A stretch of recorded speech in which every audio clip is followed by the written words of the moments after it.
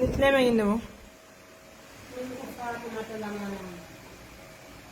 kono jansi kono seni ne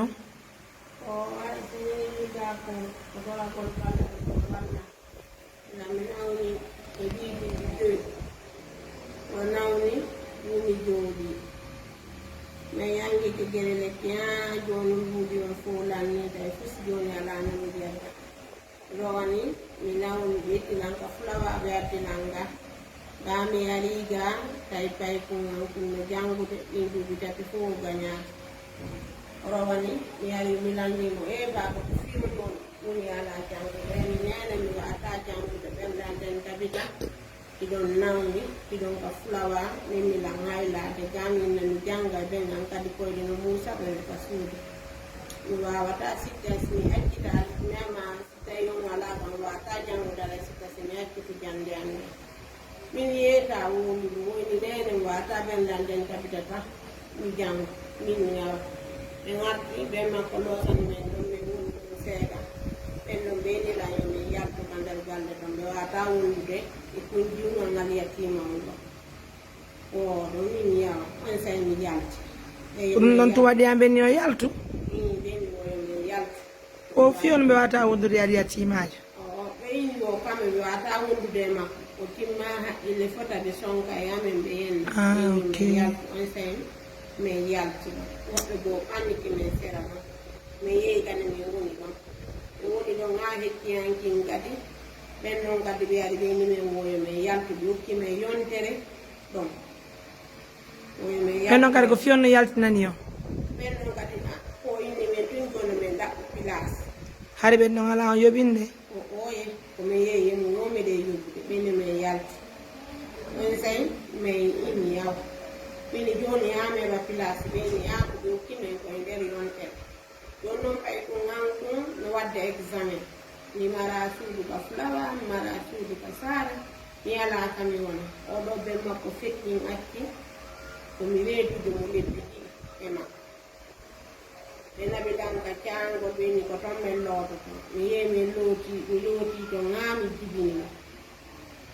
awa ɓami jibinimo o jooɗi duuɓi 4 e lebbi 9 so wawi yaade mi yangoti e makko ɗo ŋaa kanko ka fuɗɗata ɗon wawde wuulugol maɗuma no o woola goɗɗo faama haala kan heddi min mi nawni fewndo ɗon mi wuni mi jooɗi ɓe yangudi yami ŋaa yewti fewndo ɗon ɗon ɗo komi tori on ballal yon wallan si feere mum no woodi no walliroɗɗam fi ara ɓiɓɓam pay ko nguru ko gonɗon kadi yaltinaka ka nder ɗon ɗumi tori on ballal ari komi yaani ko honno min goori ka sumaye o muñe maɓɓe ben makko sella pay ko nguru yoni mawɓe seeɗa ɗum ɗo mi yaani goɗɗo kadi arno wi buntinayla ɓiɓɓere to wondeyanke debbo amin kindi kala tani jiya on ɗon e baali feere fiimi oyi min gundinay men joni min daɓɓum buuɗi o gundina men mbiɗo an noon joni fiiɗin buuɗi ɗon e fiino min feƴƴinira fii ka sumaye oɗo kadi ni min joni no min yalti joni noon simi yiɗon ara tawi ko ngala no waɗira ko fulawa on to wonno na fulawa on to wonno minen ko timbo daara ka fotoji ɗi woni ɗon ɗum ɗon ko ɗo woni kamen ka juulirde mawde ko ɗon mawɓe am ɓe woni birangol ɓenan feƴƴini biranmo ton en kadi moye wono ɗuuɗa joni ɓe yangude ƴiyaŋa joni ko woni kon folanni kam ɓe mo jammoye ɗuuɗa joni ko ɗum ɗon mi yewtinimi ka mawga mi tori on ballal Moussipé, ça fait vraiment pitié de voir une maman aveugle, sa fille est malade, comme vous le constatez un dimanche. Hara oɗo joko woni wadde o jiwo ɗum fus nini wala waddi ka hay haala kan tawi haala kan ka laaɓa fewno ka haala kan fuɗɗa ɗon wiide heddike seeɗa mini fi lekkol min joɗike simi yaawi ɗuɗɗo ko kanko simi ñaamay ko kanko kala ko woni o ko kanko ɗo waɗaɗan ko kanko wallitotoɗam sina kanko ko kanko singa makko wallitotoɗam